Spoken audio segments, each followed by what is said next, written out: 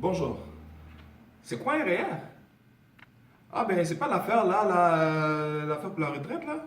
Ouais ben moi c'est ce qu'on m'a dit là, tu mets de l'argent et puis that's it là, c'est pour ta retraite. Les REER on en parle?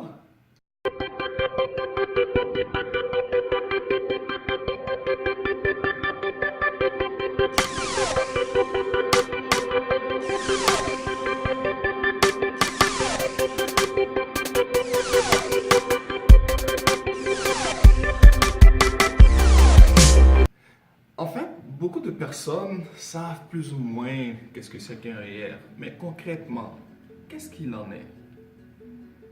Avant de commencer, est-ce que vous seriez en mesure de dire si le REER c'est une déduction ou un crédit d'impôt?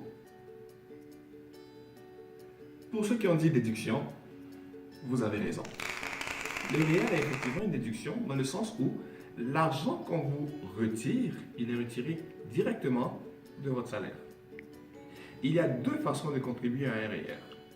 La première façon, c'est si votre employeur l'offre. Alors à ce moment-là, on parle de régime volontaire d'épargne retraite. Donc à ce moment-là, votre employeur viendra vous voir pour vous proposer de mettre de l'argent de côté pour votre retraite, ce qui est tout à fait correct. Vous ne verrez pas forcément l'impact de cette déduction-là dans votre déclaration d'impôt à la fin de l'année. Quand l'employeur le fait, vous ne voyez pas nécessairement l'impact parce que dans le fond, l'employeur, il tient compte des prélèvements qu'il vous fait déjà avant de calculer votre impôt. Donc du coup, à la fin de l'année, quand vous faites vos impôts, vous ne voyez pas vraiment la différence.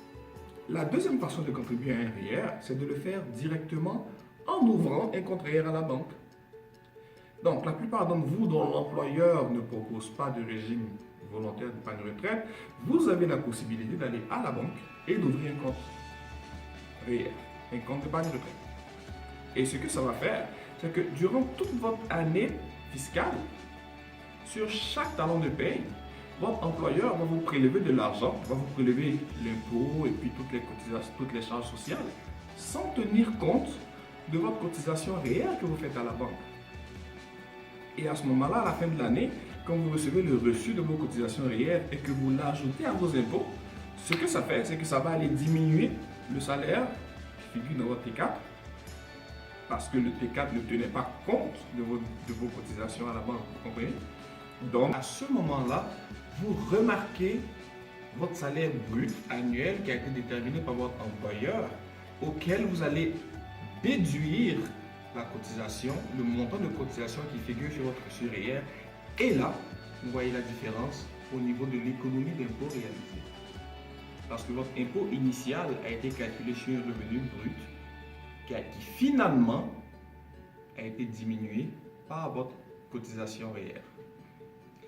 Donc, voilà en gros comment ça fonctionne. Quelles sont quelques-unes des spécificités du REER? Vous avez deux délais sur lesquels vous pouvez cotiser à vos REER. Vous avez la période de janvier à décembre, ce qui est tout à fait normal. Donc, durant 12 mois de l'année, vous pouvez cotiser à vos REER. Mais, en plus, à partir de janvier au 28 février ou au 3 mars, dépendamment des journées, donc jusqu'à la fin février, ou si vous voulez, dans les 60 premiers jours de l'année qui suit, vous avez encore la possibilité de cotiser à des REER qui seront considérés, qui pourraient être considérés dans l'année antérieure. Prenons un exemple. Monsieur X, en cours d'année, de janvier à décembre, a cotisé 10 000 $ de REER. On est en 2018. Supposons qu'en 2019, Monsieur X cotise entre janvier et février 600 $ de REER. Le fait qu'il ait cotisé dans les 60 premiers jours de l'année font que M. X pourra demander pour l'année 2018 10 600 $ de REER. C'est une petite exception. Okay? Donc, juste dans les 60 premiers jours, vous avez la possibilité de les réclamer pour l'année antérieure. Mais vous avez aussi la possibilité de le garder pour l'année d'après. C'est très important parce que les gens, souvent, ils excèdent leur cotisation REER. Oui, effectivement, on peut dépasser notre cotisation REER. La cotisation REER n'est pas illimitée, elle a une limite. Et cette limite-là vous est donnée par votre avis de cotisation chaque année.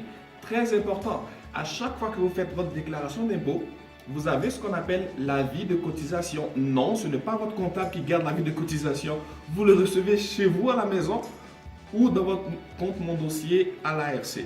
Alors, il faudra faire très attention, ce n'est pas votre comptable qui garde votre avis de cotisation.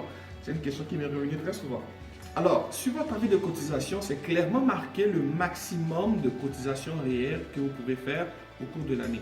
Il est très important de la respecter parce que si vous excédez votre limite de cotisation réelle, il pourrait y avoir des pénalités qui seront chargées là-dessus. Okay? Et l'excédent de cotisation ne peut pas être déduit parce que ce n'est pas normal. Vous avez dépassé votre limite. Comprenez? Donc, qu'est-ce qu'il faut retenir derrière? Premièrement, c'est un système qui vous permet d'épargner de l'argent pour augmenter vos revenus de retraite. C'est parfait. Deuxièmement, on a deux façons de cotiser REER, soit par l'intermédiaire de l'employeur ou directement dans un compte bancaire. Et troisièmement, vous avez la possibilité de cotiser REER pendant les 12 mois de l'année, mais également dans les 60 premiers jours de l'année d'après. Et vous avez toujours la possibilité de le compter comme des REER de l'année en cours. Il y a encore d'autres spécificités du REER, je ne vous les dirai pas tout de suite. Je vous tiens en haleine pour que vous soyez là à la prochaine vidéo. Passez une excellente journée.